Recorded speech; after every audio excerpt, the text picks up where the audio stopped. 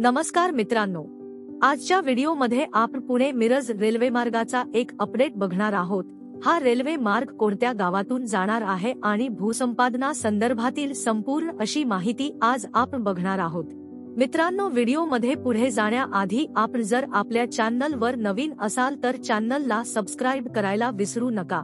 या आपल्या चॅनलवर असेच अपडेट येत असतात, तेव्हा चॅनलला नक्की सबस्क्राइब करा आणि आपण आपल्या टेलिग्रामला लवकर जॉईन व्हा। त्या ठिकाणी अशी माहिती आपण टाकत असतो, त्याची लिंक ही डिस्क्रिप्शन मध्ये दिलेली आहे। मित्रांनो, बहुप्रतीक्षित पुणे मिरज रेल्वे मार्गाच्या दुसऱ्या मार्गिकेसाठी आवश्यक भूसंपादनाची 100% कार्यवाही पूर्ण केली असून रेल्वे लाईनचे कामही अंतिम टप्प्यात आहे। दुहेरी मार्गावरून रेल्वे वाहतूक सुरू झाल्यानंतर सर्वसामान्य नागरिकांसह शेतकरी, व्यापारी, नोकरदारांसाठी गतिमान प्रवासाची सोय होणार असून परिसरातील अर्थविकासाला चालना मिळेल, असा विश्वास जिल्हाधिकारी डॉक्टर राजेश देशमुख यांनी व्यक्त केला।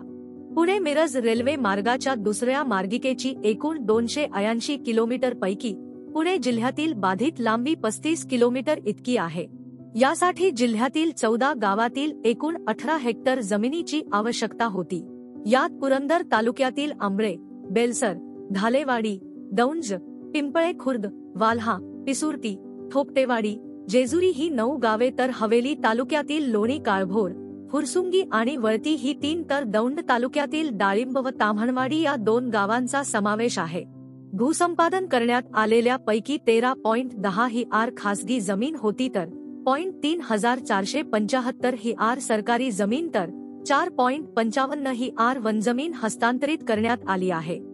या प्रकल्पासाठी जिल्हाधिकारी डॉक्टर देशमुख यांच्या मार्गदर्शनाखाली उपजिल्हाधिकारी भूसंपादन समन्वयक प्रवीण साळुंके यांनी सातत्याने समन्वय राखत भूसंपादन कार्यवाहीला गती दिली। दौंड पुरंदरचे उपविभागीय अधिकारी प्रमोद गायकवाड तसेच हवेली उपविभागीय अधिकारी संजय आसवले यांनी भूसंपादनाची कार्यवाही 8 महिन्यांतच पूर्ण केली, त्यामुळे प्रकल्पाच्या कार्यवाहीला गती मिळाली आहे। महसूल, वन विभाग, रेल्वे तसेच नगररचना व मूल्यांकन विभागांच्या योग्य समन्वयामुळे रेल्वेला या जमिनीचा ताबा गतीने देता आला।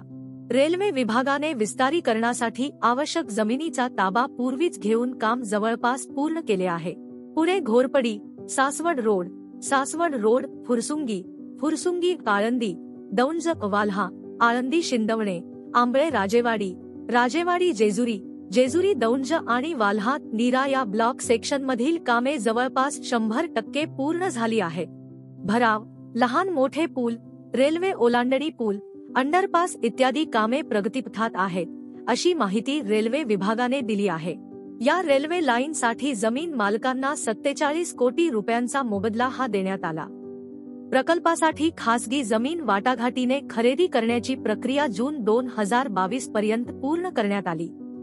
उर्वरित खासगी जमीन सक्तीने संपादित करण्याची प्रक्रिया जुलै 2022 पासून गतीने राबविली। 20 ऑक्टोबर पर्यंत 6 गावांची भूसंपादनाची अधिसूचना जारी करून अंतिम निवाडे 30 नोव्हेंबर पर्यंत जाहीर करण्यात आले। राहिलेल्या वाल्हे या एका गावातील जमिनीची भूसंपादनाची अधिसूचना 30 नोव्हेंबर रोजी जारी करण्यात आली असून नुकतेच हे निवाडे जाहीर करण्यात आले। या एकूण जमीन खरेदी व भूसंपादनाचा 47 कोटी 40 लाख रुपयांचा मोबदला जमीन मालकांना देण्यात आला आहे।